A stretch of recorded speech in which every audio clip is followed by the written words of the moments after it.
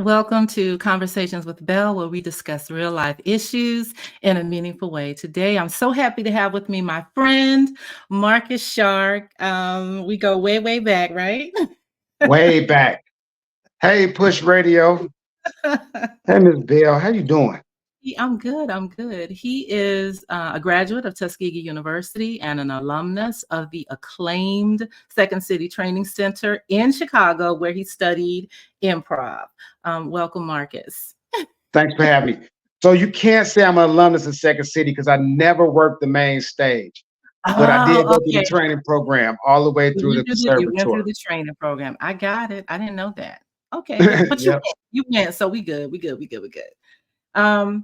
So the purpose of this show is to highlight people who have the courage to pivot later in life to actually pursue their passions. And so I know that every time we talk and you give me updates or you send me text messages, you just seem so happy because you're doing your thing. And so I always walk away from our conversations thinking, he is happy with his life. Like he's really in purpose. And so it makes me happy to know that you're happy. And I just wanted to amplify that in the show and talk about it in hopes that somebody watching might get the courage to, follow their dreams too. So that's the whole point of this show. I got you. You got Totally me? understood. Yep. But a lot of it, because you do have these times you like, man, I started too late, or I should have did this sooner. But Mhm. not to get all the way like that, but everything is, sometimes is God's plan. Not to be, Yeah. I'm saying that it's life's plan. It's just how things fall. And some of it you look at, I might not have been able to handle it at a young age. You know what I'm saying? Even trying to navigate this space that I'm in, Yeah. in terms of doing stand-up comedy, uh, getting even more into the theater, Yeah. um, getting into TV, you know what I'm saying, in terms of doing background work. I mean, those are, some people call them kids' jobs, Hmm. but it, it's some of it I look at as a generational thing. We were told to go to school, Hmm. get out of school, get a good job, and stick to that. Everything else was a hobby. Yeah. So we we weren't. I mean, it depends on who we were, but for a lot of us, that's where we. That's the our. When I say our generation, we Generation X. Yeah. Are we X? Yeah, We are that's ex. I. I don't know where we fit in that, but We're ex. We're that's ex. we were Yeah. told to do that and have stability and save some money. You know what I'm saying? So we come from baby boomers raised us, and that's what their parents were the end of the Great Depression, and this is how we were taught to live, and we weren't going to make a living off of that. Everything was going to be a hobby. Right. Right. But, it's so interesting because later in life, I find that so many are now on second careers, right? So, Yep. when people have been fortunate, and I know people who've been fortunate enough to identify a passion early, and their parents were supportive of that, and they Hmm. encouraged that, and they poured into their children, and now they're actually living what they've always wanted to do. But I know many, many people that we went to school with who pivoted, and they're like, this thing won't let you go. So I wanna back up a little bit to when you were growing Okay. up in Chicago, right? So were you like the class clown, the guy with the jokes, the funny, was that you? Did you I was know that never you that had one? guy. No. Okay. I was now I wasn't quiet, but I was never that guy though. It's funny because not even comparison, but like I look at my life in terms of like the the show Everybody Hates Chris. Mm. And Chris Rock, I I feel we have a kindred spirit in terms of being sort of introvert extroverts, Yeah. where we people we could be people, but at the same time, it's like we're in our shells. Mhm. It's a it's kind of an odd thing. Like I can feel lonely in a crowded room at times. Yeah. So no, I definitely was not the class clown. I was not the showboat or try to be out there like that. Mhm. It was That never, I wasn't was you just growing up. Okay. not at Yeah. all. Okay. So how do we get to a little boy in Chicago to Tuskegee majoring in accounting? How does that how did that happen? My neighbor happened to go to Tuskegee, and I knew I wanted to go to a black school for Yeah. one. Mhm. And I wanted to be in the country. I didn't know how country Tuskegee was. We got there. Sorry, Tuskegee. Love y'all. It's home though, but it's the Yeah. best place. It was the best place on earth. Yeah. It was just a good decision, at the time. And it was like I said, pick something, get a good job in doing that, and go from there. It wasn't really that I had a passion for accounting or anything like that. Um, like numbers, business, but it was never really that thing. It was more about stability than anything. So so while you were at Tuskegee, did you do any performing? Were you exposed to comedy at that time, or was it not even while you were there that that was something that you thought you might be interested in doing? Well, I got to give it up to my guy Terrence Shipman. Okay. Um, he filmed this movie at Skegee called Strokes. You remember that? Okay. No. And it was this man. It's on YouTube. You got to check it. Terrence Shipman. I hope he checks this out. Okay. And I caught the whole look. Not I can't even say entertainment bug, but it was just like this is fascinating to me. Just the whole Mhm, process of how he put it together. That it wasn't an overnight thing, and mhm, it was something he was working on his masters, and this was something he was working on. And my roommate David Macon at the time was like, "Man, this guy's working on this movie," and I was actually I actually did lights and sound. They had no idea what I was doing because I mhm, held the boom mic and all of that.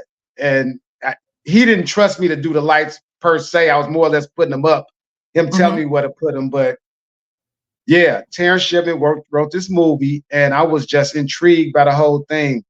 Comedy wise, in terms of stand up, I grew up doing the we grew up during the era of variety shows. Mhm. So we Carol had Sonny Burnett, Cher, we had Jackson 5 show, you know what I'm saying? Flip Carol Wilson, Burnett. Yeah. Carol Burnett, definitely that's one of my heroes. Yeah. She Yeah. rose, and to have that, seeing that coming up, it had a place in my life somewhere that I didn't Mhm. really know, but I definitely was paying attention to a lot of it. I knew it wasn't just something easy and just people just getting up and just acting silly. I knew it was work put into that. Okay. So you caught the bug at Skegee. You He graduate, did definitely. you get back to Chicago, you're doing the corporate thing. At what point did something happen that caused you to say, this ain't it, or Well, what caused you to step out, yeah, and pivot? I got fired from my job, I remember that. and I was like, "This is the perfect time to take classes at Second City."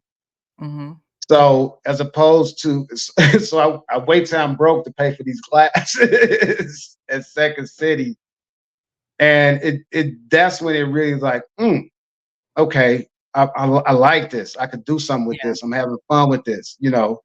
And it wasn't ever dreams of like I got to get Saturday Night Live, or I got to go to LA, or I got to go to New York, or I got to do this or Mhm, that.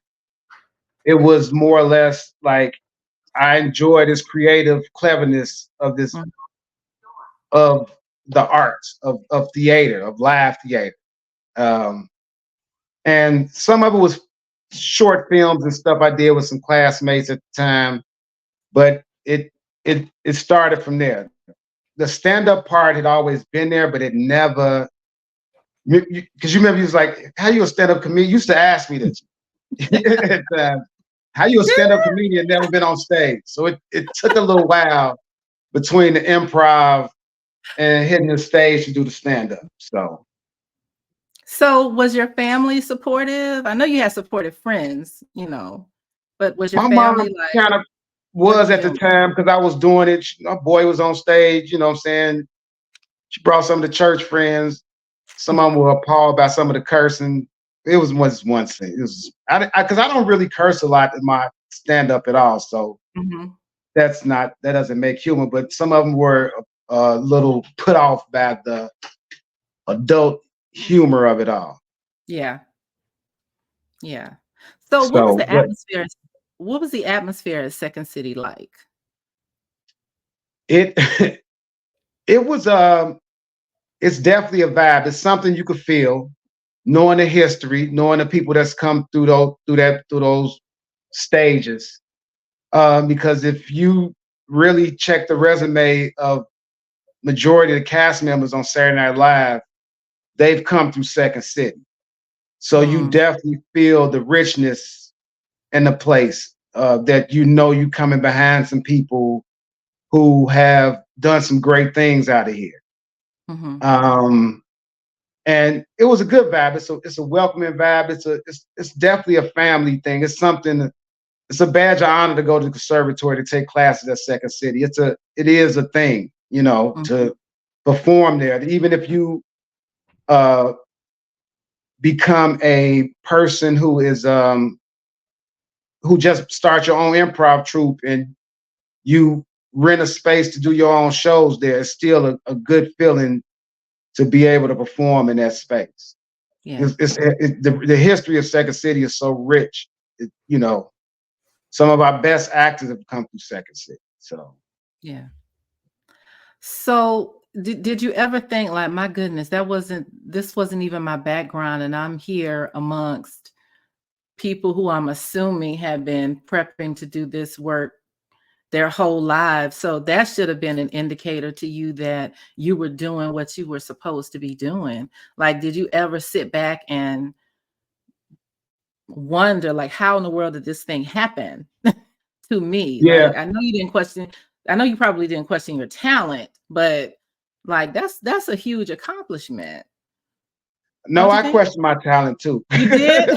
It was because you are dealing with you. I was in classes and dealing with people who were trained Mhm, dancers, trained, actors, yeah, trained, what I'm saying? They did have some train. This was some I was around people that this a lot of them, it was their path. yeah, There were a few people who were, doing it to be doing it. It was more of a hobby kind of thing for them.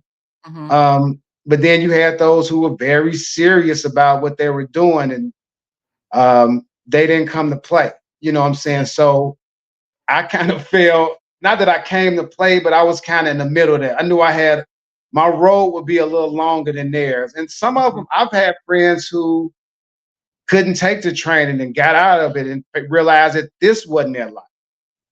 And they stepped away from it. I sort of looked at them like, man, what are you doing? And they had like phenomenal talent to me. But for them, they were like, that's not really what I want to do. So gotcha. I've seen the other side of that as well, Mhm. which was interesting. So you go from, having a corporate job, with regular checks to kind of doing what you have to do to make it through your training at Second City. So what was the thing that kept you going and didn't make you collapse under the weight of all your other real responsibilities? You got rent or mortgage, car note, student loans, like was there ever a point in your journey when you were just like, maybe I should just turn around and go back to what I know and forget the dream? Was that ever a thought?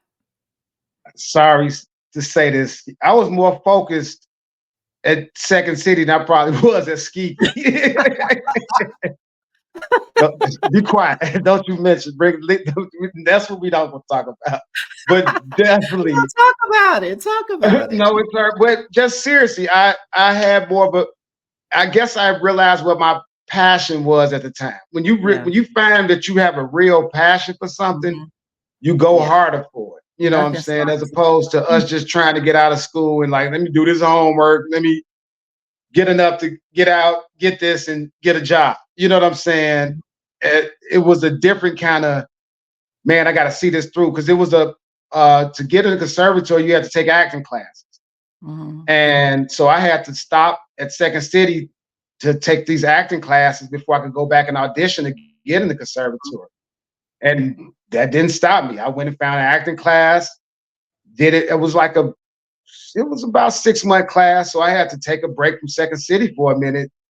And I did all of that and to get back to Second City. So the the passion for it really gave me the drive to really do it, to do it and Mhm. want to do it.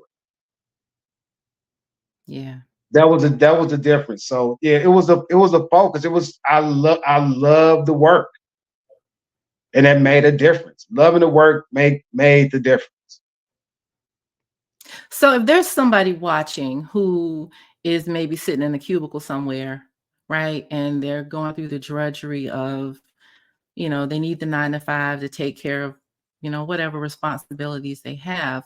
What advice would you give to them to summon up, the courage to step out there and really go after, what it is they want to do with their life? Like what would you say to that person who has a talent? Maybe it's to do, I don't know, maybe they want to act, or maybe they want to sing, or maybe they want to write, or they want to do hair or whatever, but they're kind of in that rut of, this is what I have to do because these are the responsibilities that I have. These are the people that are relying on me. I have to be stable. I think Gen X got that really, that was like beaten into our heads, I think. And Man, so, seriously. talking about clipping wings, you know what I mean? So what would you say? What would you say to that person? it's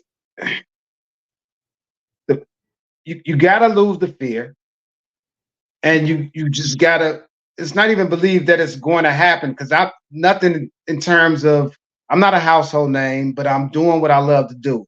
So Mhm. it's really about telling them to release the fear, and it's cliche, but just go for it. You gotta take that leap. I'm not saying quit your job. I'm not saying, what I'm saying, forget them kids. What I'm saying? Don't lose it all, but it depends on how much you believe in. Some do throw it to the wind, and what I'm saying, catch that drift, and they flying.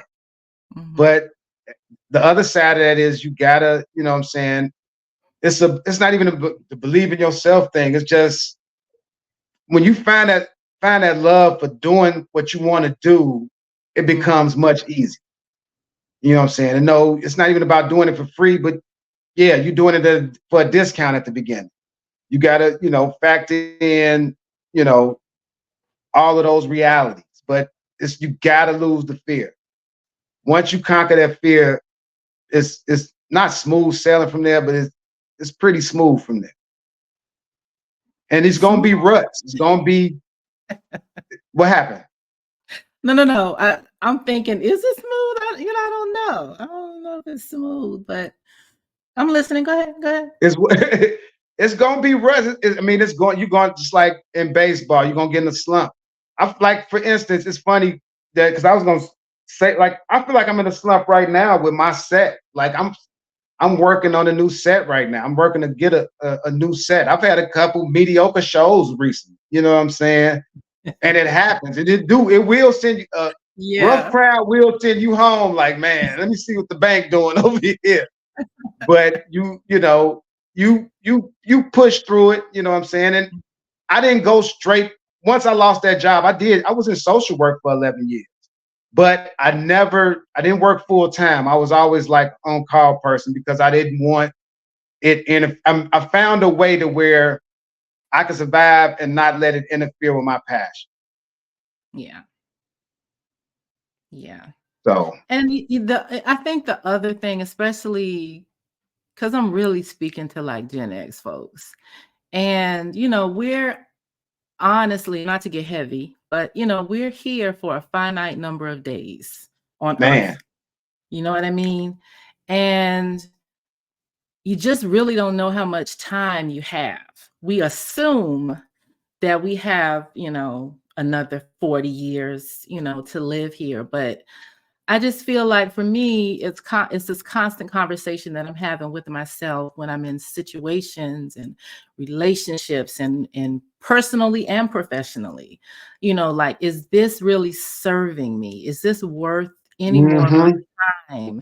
Is this advancing, the vision that I have for my life? And so it makes it really easy to strip things, people, places, and things away because we just don't know how much time we have. And so I choose to spend my time here doing the things, that I love and that I enjoy. And so I'm hoping that someone watching, it just a spark, like Tupac said, it just sparks Right. something, to give them the courage to, and I'm with you. I'm not saying go quit your job tomorrow and say, I'm moving to LA, F these kids, leave your husband, you're going to LA tomorrow. I'm not saying that. I'm saying, take baby steps. Maybe it's just taking a course. Maybe it's just something online you sign up for. Maybe it's an in-person event. But, it's so important that we do the things that we love.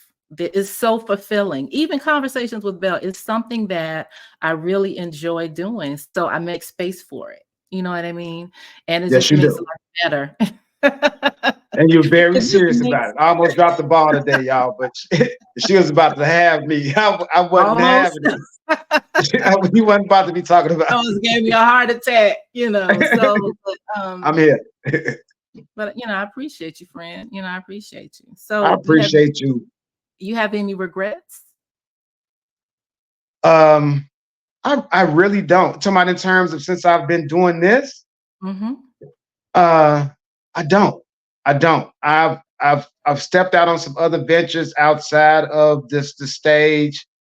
Uh, something I've touched a little television doing background work. I've actually gotten behind the scenes in television doing some production assistant work, which Mm-hmm. is another kid's job. So I'm almost another intern all over again after being in comedy for a long time. You know what I'm saying? But it's a you doors open up when you venture off into what you're trying to do and you be like, man, I didn't know this was here. I didn't know I could do this aspect of it, or I didn't know that this could happen. And so that's what's sort of been happening for me. And as a creative, people are like, so what are you trying to do? I'm a scatterbrain. I don't know what I'm trying to do. I'm enjoying this ride, but you will have some focus in there, but you will get distracted by that other thing sometimes without, and still have your focus in there, but it's still as long as it's growth and you're just not all over the place. You know what I'm saying? And I found growth in this world of being a creative. You know what I'm saying? Whether it has been stage, television, or or comedy. You know what I'm Mm-hmm. saying? I found growth in it, and I found other paths. And you're gonna want to try them out. You know what I'm saying? People, uh, they, we, you say you got to be, you can't be doing what is it? Be a master of one thing and not a jack of all trades. Master of Uh, none. yeah, exactly. Master of And none, yeah. so Mhm. I've tried to keep it at least everything that I'm doing, I'm in this genre. So I look at it like this. If I do have to just break down and all the way 9 to 5, if I have to get back in accounting, I'm gonna be working in somebody's box office at a theater. You know what I'm saying? I'm gonna stay in this lane. I do know that. I'm not getting outside of this lane from where I'm at. I'm going to touch this world. And I like this world and I have no problem with it. So I don't know. It's all about the fear of it because you don't know until you ask and open up and talk to people and find out you're not the only one. You know what I'm Mhm. saying? I'm definitely was older than most of my constituents in comedy, and especially in terms of when I started. But Yeah. it garnered me respect. It garnered me positions from other older comics who knew me from other places outside of comedy. Mhm. Um, which was a good thing. And I had different stories to tell because it wasn't just about young, ratchet hood stuff that, you know, most young comics, which is their genre, and it's supposed to it fits them. Yeah. That's what they know. But I have a few stories to tell after these years that are a little bit different. So, but it's the fear thing. You got to shake the fear, if Mhm. nothing else, and just step out and try. Like you say, take a class. I mean, it's a commute. Just see what's to it, because that's the biggest thing. We never really want to see like, that's not gonna get me nowhere. And Yeah. you just don't know. You don't know. So would you say So, that you're happy? Would you say that you're happy? I'm very happy. Yeah. I am very happy, and it's an adrenaline rush I have even from working 12-hour days, whether I'm on Yeah, set you or have it's crazy hours. rehearsal. Say that again. I said you have crazy hours. Yes, but Yeah. I have this adrenaline rush after doing it. I mean, so Yeah. I'm an old man, so some days I am tired. I can't, when I get the time off, I'm thanking it. But I, it's an adrenaline rush that just like, man, I'm part of Yeah. this process. You know what I'm saying? Whether I am just standing on the corner, keeping somebody from walking through set, or maybe I do have to go get an iced tea for the director. You know what I'm saying?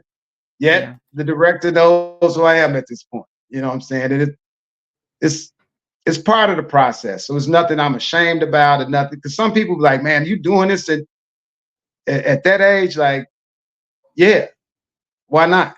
You know what I'm saying? I'm touching network TV sometimes. And Yeah. so here in Chicago, I didn't have to go to Hollywood to do it. I'm taking advantage of my resources here. And that's another thing. People have more resources around them than they know. Hmm. You just gotta reach out and ask and look around. It's closer than you think most of the time. There was an interview that because I love Issa Rae, right?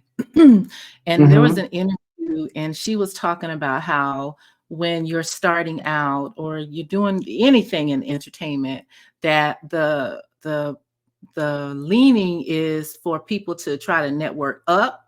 What you really should be trying to do is network across. And so she talked Hmm. about how she started Awkward Black Girl and all her online skits. She used her family and friends.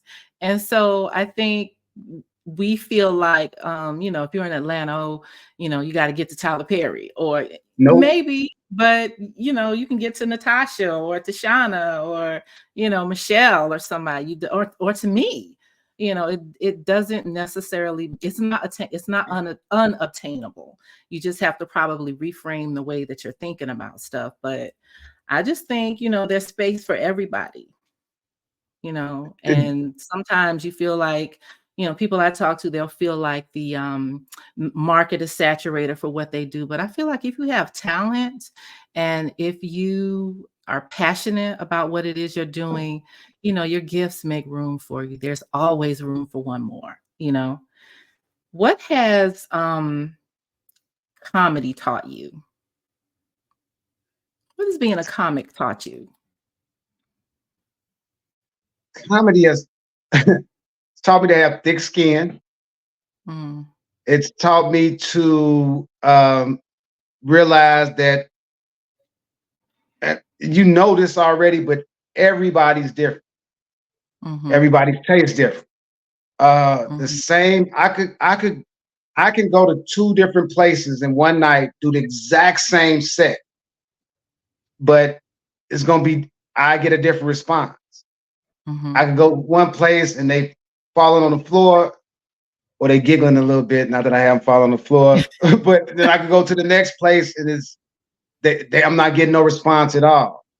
mhm. And you could have the same energy in both places, and by learning your audience, it's taught me it stand up comedy has made me look into it makes you look into yourself seriously Yeah. because it's a job that there is no place to sign up for it. You Mhm. may be able to take a class for it, but you're not going to learn it like that. It's on a job training. There's no union. There there are no benefits. Mm. There is nobody to stand up for you. You can't patent or copyright anything you say or do. So it's a And y'all are outside of box. petty. Say it again. I said, and y'all are petty. I am not. I am here talking about me on your show. I have not mentioned any other comics. There's been so much drama with comedians recently. It's been like, I mean, okay, it's been out in the open because it's been on our side of the world. But I mean, you go back. Somebody, a comic friend of mine said something about SNL. Kevin Williams said that SNL in 50 years you haven't heard about beefs. Where it hasn't gotten this big wasn't the internet, but go ask somebody about Bill Murray. And I love Bill Murray, but I done heard some Yeah. stories about Bill Murray. You know what I'm saying? And Chevy Chase, them cats, they had some. Look at David Letterman and Jay Leno. You know what I'm saying? Yeah. It happens.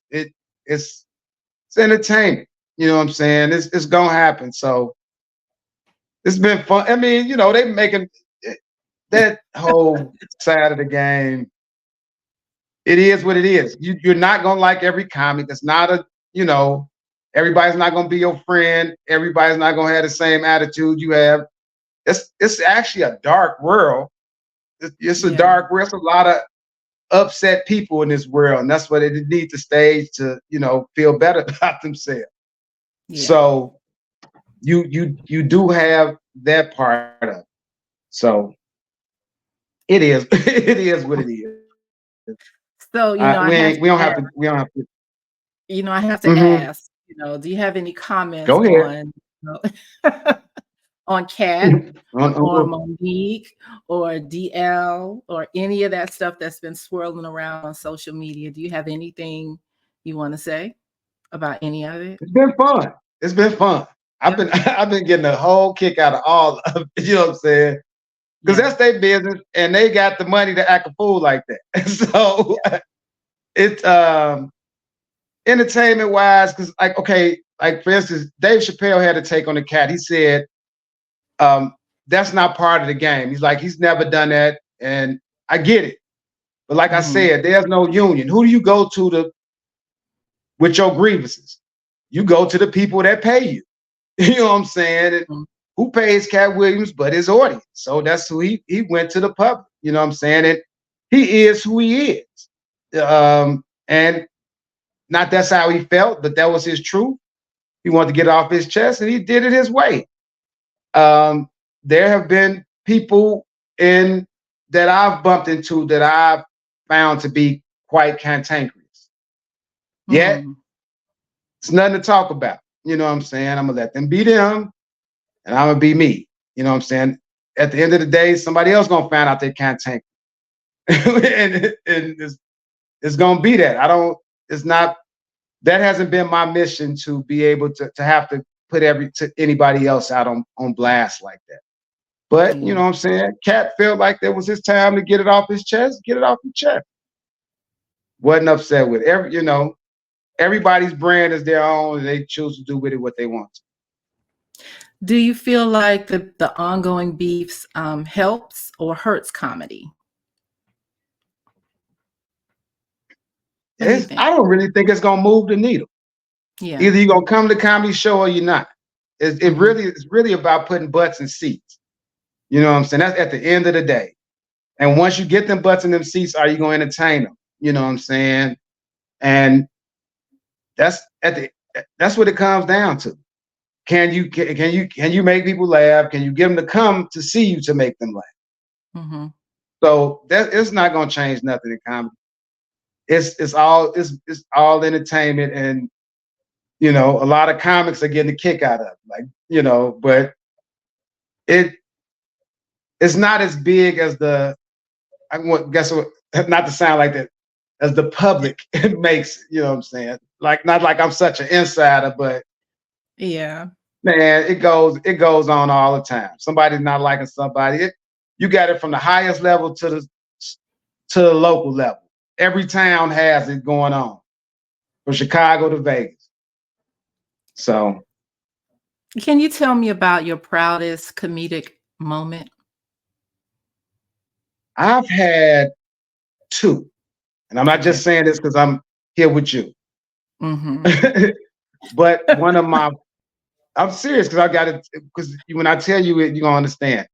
Okay. My one of the, I don't know which one. Okay, the first one was my 50th birthday. Mm-hmm. Uh, Damon Williams. I asked Damon, could I perform for my 50th birthday? He was gonna be out of town, and he didn't even tell me. He just put the flyer out and said, "Your host for the weekend, Marcus Sharp." And Mm-hmm. I hosted Riddles 4 shows, 2 on Friday, 2 on Saturday. Basically, Damon Williams gave me the keys to the house while he was out of town, and that was a super privilege, and I felt I stood up to the task that weekend. The second one was my friend Courtney, who's a Delta here in Chicago, Okay. asked me to do a show to December 2022 for it was a coat drive that the Deltas were having here in Chicago, and it was at the Beverly Art Theater. And I just thought I had never been in there before. 350, it was a 400 seat capacity. They sold 350 seats. Had a balcony and everything. That was one of the biggest crowds I've done. So that stood out to me. Yeah. And they pretty much sold out. Sorry to say, only to find out everybody was just trying to get online. But that's okay. Thought they came to see me. I thought I was doing something. They was trying to play it. Yeah, I said it. Okay, tell me about a low moment. Low moment. I was just talking to my boy Stick about this. I don't know why I remember this. My boy Stick, when I first got in the game, he believed in me. He was giving me a shot. It was at this spot called the Raven. It's right before 4th of July. Just Niche was there that night too. Niche, I don't know if she probably put it out of her mind too. It was so bad. Steve Harvey says this. He's like, I'd rather have booze than nobody saying nothing. Man, when I tell you I didn't get a peep out of them people in that room, it took me a minute to get up. Now that's one of them days you like, yeah, I think I got to find something else to do. My boy Stick, I give it up to him for giving me the chance to do it. I was on the show with him and Niche. They lit it up, and man, yeah, I stuck it up. That was a rough one. That one sticks out the most. And I get plenty of bad shows, but that one Was the worst. Did you figure out what happened? Stick to give me the opportunity though. Did you figure out what happened? Like, it's just the luck of the draw. It's just. I tried to start messing with the crowd, going off script, doing some extra stuff. You know what I'm saying? Tried to show out. It was bad. It was bad. So that was a low. That was a low. Have your parents seen you do stand up? They've never seen me do stand up. They've never seen you do just improv. Really? They've never been to one of my shows. So, and I can't really say I've invited them, but they've never been in my show. Some of my parents' friends have. Like one of my mom's coworkers, she wasn't, well, one of her friends was at the show and she was talking to her about, I don't know how they found out I think she took pictures that night and showed a video clip of it. So that was at Riddles, matter of fact. But nope, my parents have not, they've not been to one of my shows. Not that I wouldn't have them there, but you know. I was going to ask if it mattered. Does that matter to you? It wouldn't matter. My material, I mean, it's not that bad. You know, there's nothing I wouldn't say in front of them. Like I said, I really don't use a lot of profanity in my sets. I try not to, you know what I'm saying? Yeah. You did a show here, I remember, yeah. So yeah, if I could get a joke off without having to just curse every other word, and it's not that this makes it better than anything. If it doesn't fit the situation, there's no point for me. I'm not a big profanity user in life, you know, outside of homecoming and kicking it. So not that I'm cursing at homecoming like that, but you know what I mean. Tell me your top 3 comics. Who are they? Top 3 comics. I had a feeling he was gonna ask this. I ever. Yeah. not in terms of people that I've admired. I'm gonna go with who I've admired, Mm-hmm. and I got to start with Red Fox. I gotta go Damon Wayans, Mm-hmm. and here's somebody that's gonna trip you out that sort of gave me the bug in college. Sinbad. Hmm. Yep. What is it? I, What I, is it I about learned the those? genius of comedy from Sinbad. Yeah. Just when he did that Black College tour, he used no profanity, and that was during the Def Comedy uh, days, and he killed it. And Mm-hmm. we were college kids, and Sinbad came and killed it. So he was. Those were the three that sort of like, okay, I get this. Later on in life, you have other people that you look toward, locally and nationally. I mentioned one being Damon, definitely. My boy B. Cole, he's been one that's, what I'm saying, but in terms of top three that's like out there like that, who's had that super success, I would want to say, those would Mm-hmm. be the three. Now, Red Fox and Sinbad are totally different. So, what is it Mhm. about Red Fox that resonated with you? His innuendos, because if you really listen to Red Fox, his comedy was blue. He used his fair share of profanity, but it was more about his innuendo. He was a real clever guy. It was Mm-hmm. real clever how he would turn a phrase, and it was, nasty. I got a kick out of it. And Sinbad he had more of just the energy, the silliness, the sort of just the obvious part of it. Mm-hmm. And oh, I got to give my honorable mention to my boy. And I guess it's more of his cleverness in this TV show. But Jerry, Jerry Seinfeld, my dude. Mm-hmm. Yeah. I love me some Jerry. What So was it about Damon? You said Damon was your number two, right? Damon Wayans, Did you say Damon? Da- Yeah. yeah, Damon Wayans. I worked at the Regal Theater when we were in college, and I saw him do. He was hosting this. Uh, it was like some show, like a talent show, Mm-hmm. and he did his set there. And I was like, man, I get to see, because I think Living Color was on by then. I knew who he was. We knew who he was at the time. And probably about 6 months later, he had an HBO special. And I was like, oh, I want to see his HBO special. Mm-hmm. So I see the HBO special, and it was the set that he had did at the Regal. And I'm like, ah, this how this worked. And it was Mm-hmm. it was like him telling his Easter speech. He didn't, in terms of what I was like, I remember every word he had said from seeing him at the Regal Theater here in Chicago when I was working there to him doing this same set. He was practicing on us at the Mm-hmm. Regal to do on HBO. And I was like, I saw the genius in comedy then. Like, Yeah. okay, this is not just a get up here and just, but he made it look so seamless. Like this was his first time ever telling. Like this all just came off the top of his head. So Yeah. that's why Damon Wayans stuck out to me like that in terms of I actually got to see how real comic and real comedy works. What does the Wayans family mean to comedy? They mean a lot to comedy. Yeah. Yeah. Because Keenan Ski, Mm-hmm. he was a super creative. You got to realize that, and he didn't. His brothers will tell you he didn't put them on. He made them work for theirs. Mm-hmm. So everything they got, they all earned it. Um, they brought another side of what could be done in front of and behind the camera to the game for me.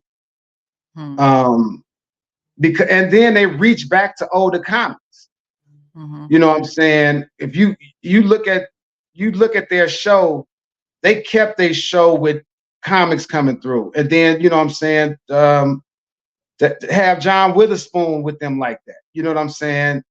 He was about where he had been a working cat like I was younger though, but in his older age, them guys reached for him because of who he was. And they didn't have to do that. You know what I'm saying? So that meant a lot. They introduced us to a lot of people that are nationally known and internationally known comedy wise. I mean, they gave us Jim Carrey. You know what I'm saying? So they are definitely sides. They did a lot. They did a whole lot for comedy in front of and business wise, even with their stumbles and pitfalls. You'll hear Marlon tell a story about how you could lose money from a franchise you created. You know what I'm saying? In terms of the scary movies and how they'll steal it from you. You know what I'm saying? That needs to be heard and told. You know what I'm saying? And not that they weren't stupid in the game at the time. It just happened. So, yeah, they are definitely appreciated in the comedy world. To me, that's the impact they've had for me. Do you feel like they've gotten their flowers? Because sometimes I feel like I don't know if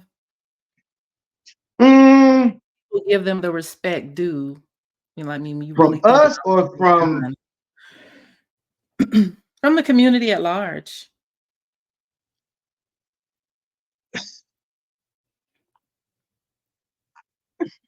that's yes and no, because they're still here and they're still creating. So it's hard to say. You know what I'm saying? I think they still appreciate. Nobody's when you bring them up, nobody's like, oh, you know, nobody's like who them suckers. No, it's not like that. So I think I think they've been giving their flat. You know what I'm saying? When they doing it, they doing it. They, you know, they be in and out of the public eye here and there, but when they do it, and we pay attention. So I think so.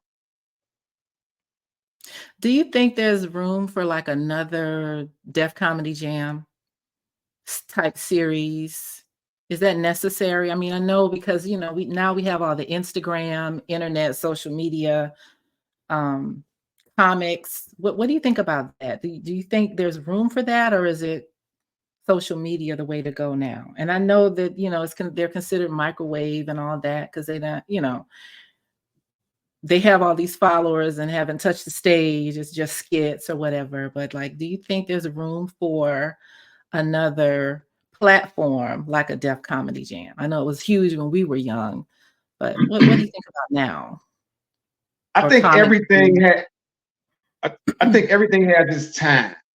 And Def Comedy Jam had its time. And of course we want to get the magic, but we'll never get that magic. We'll never get Bernie Mac coming out like that. We'll never get young Chris Tucker coming out like that. Yeah. And of course, I feel like I'm an old school comic just because I'm old. I turned my nose up at the internet comics before, and you know, at times, not even, but I understand it. It's hidden. I have a cousin that's doing it, and I just found out how serious he is about it, and I encourage him wholeheartedly, and I tell him, you know, cuz all that's not gonna make me laugh, but what does, I'm gonna share it. You know what I'm saying? And I'm gonna tell you how I give him pointers on things, but it fits what he's trying to do and fits that the culture where he's at with it. And Garrett Too Funny Walker, check my cousin, I got him a drop. But he's getting there. And I mean, the boy is good at what he's doing. I saw some of his editing work and his, you know what I'm saying? I told him to work on some of his sound. I give him pointers about stuff that I feel that, you know, he could work on. But for the most part, I'm not trying to jump on his bandwagon or get in his way, but keep doing you. Some of it is super silly and like, man, that's it's hacky and quote unquote hood or whatever, but it's fitting. He getting views from it. He getting a Facebook check. I'm not. So he doing something right. I'm not mad at him, but he's very creative and very clever with it. So everything has its time and purpose. You know what I'm saying? And of course, you know, like, man, I remember it was like this or like that. The way the way time it is, unless you want to really go or sit down and watch a comedy special, Def Comedy Jam, you gotta. It was what it was when it was. You know what I'm saying? We could try to recreate it, but it I don't see that happen. Yeah. And I know they've been trying it, but it won't be that. We happen to catch a good moment comedy wise. Mhm. Some years from now, it's gonna be something else, and the internet's gonna be different. You know what I'm saying? It might go back Yeah. to that. Who knows? So What about female comics? Because I feel like they don't really get love, like the male comics. I know it's male dominated, but what are your thoughts on the female comic? well, I'm in a city where female comics are doing a damn good job. Uh, Mhm, from you know, Jess Niche, mhm, Mo Good, uh, Tierra O'Leary, Marcy Deloney, Jotty, Erica Clark. I know some female comics that's hitting it hard and that's doing a thing. So I can't. I look at it different because I'm a fan of comedy, and I hear that you hear that in circles where they don't get the same respect or they don't get the same funny. But I I look at it. Funny is funny to me, and I mhm. look at it different. And you're right; they don't get the same hard Anything. punch as male comics get. You know what I'm Yeah. saying? You are correct. And I'm not trying to be politically correct with mine, but I'm the people in my circle. I know I'm looking at them like, man, I'm trying to get funny like y'all. You know what I'm saying? So I know some hitters who are doing a thing out here on tour. Mhm. All right. So it's hard for me to really say because I'm seeing successful women comics around me uh, So that I admire. So I'm biased. so who are some of the nationally known female comics that you enjoy? Wanda Sykes, Okay. uh, some more. Okay. Um, who else? Adele when she decides to go on tour. You know what I'm saying? And when she decides to perform. Mhm. Um, there's one I cannot remember her name right now, and I just caught her show on Netflix. Um, Hmm. her name escapes me. She's fun. Okay. Um, that's it for me right now. That's nationally known. That's out there. Mhm. Wanda's my favorite though. Okay. What's the next for Marcus Sharp? Lunel Oh, comes with Lunel, it. that's for her. Yeah. Got to give it to my Lunel. What's the next for Marcus Sharp? What's next? I'm gonna keep it cliche. I'm gonna keep pushing, but it's what's next. That's what's fun about this. I don't know. Yeah. That's where the adventure lies in a lot of this. Not, I mean, I have plans, I have goals, I have ideas of what I want to see happen, but that having a plan is you got to have it. But the Mhm. plan always, not always for me, is led to other things and led to something else. Mhm. So just letting the adventure find you is what's been next for me. And I've been. It sounds so like you a grown man. You better how you keeping your lights on, but the the lights been on, and I'm telling you, just staying persistent has gotten me Mhm. a long way. And so I don't really have a what's next because I think it takes away from the fun and the creativity of it. You know what I'm saying? Yeah, Mhm. it is show business. Like Lee Daniels said, it should be business show, but it it takes from the fun of it when you I think when you have that just one solid plan, Mhm. you'll lose yourself in that. I think. Always chasing, always you mean like because 'cause you're always chasing the next thing? Yep. For me, I would lose myself in that. Like I gotta focus dead on this. And you you'll look up and you've accomplished nothing. You've done nothing because you know what I'm saying, you let time go, and whatever you were probably working on probably even got stale at that point. Mm-hmm. So I don't know. That's where the creative flip floppy side of me comes in, but I'm I'm still here doing it and I'm enjoying it. You know what I'm saying? Of course, things I would like to do. I would like to get into more comedic film and more comedic sketches. You know what I'm saying? Which are fun and enjoyable, but it's nothing that I'm like, I gotta do it right now. I gotta do it like this, or I have to. You know what I'm saying? It's the fun of the work, where the work isn't looking like work or feeling like work. You know what I'm saying? And opportunities just come your way. Okay. Where can we find you on social media? I can be found at most places are at mshark20 Shark on Facebook. I think my TikTok is mshark. It's You want to get that? mshark312. I think it is. You still there? I'm sorry. Mm-hmm. I need you to, once that stops, I need you to repeat it.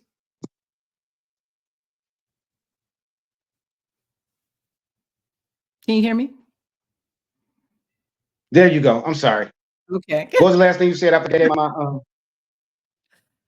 Where can You we broke find up. you on social media? I think it went out when your phone started ringing. So where can we find Okay, you I'm on sorry. social media? Mm-hmm. You can find me at mshark22 on Instagram. I think I'm mshark22 on X or Twitter. Marcus Shark on Facebook, and I think I'm mshark312 on TikTok. But if you put in Google Marcus Shark Chicago, and I'll pop up. You may even find a clip of me out there doing a Do sketch. you have any Do you have any parting words for aspiring comics or some Gen Xers who are like still teetering on the edge of whether or not they can go for it tomorrow? Any parting words? Be yourself. Don't compare yourself to anybody else. Don't try to catch up with anybody else, and don't don't look at it as a hobby. If you really want to do it, get out there and do it. That's the best I can tell you. And don't go on stage You, drunk. That's what George Wilbon told me. you know what else I Don't wanted go. to make sure that you want to know what else I wanted to say. I wanted to make sure that we did before we left is I wanted to shout out all the other Skeegee comics, that I'm Mhm. watching on social media doing their thing. Dana Keel, Marjani Yep. Jones, was it Kevin? I can't remember Yep. Kevin's last name, but You got there's to quite a give few it of to them. Yolanda. Yeah, yeah. So shouts out to all of the Skeegee comics out there, moving and shaking. We see you, we see you, we see you. Um, Thanks to everyone who tuned in this afternoon. As always, I am Belle Morgan. You can find me across all social media platforms at either Push Radio or I am Belle Morgan. I look forward to talking to you guys real soon about real life issues in a meaningful way.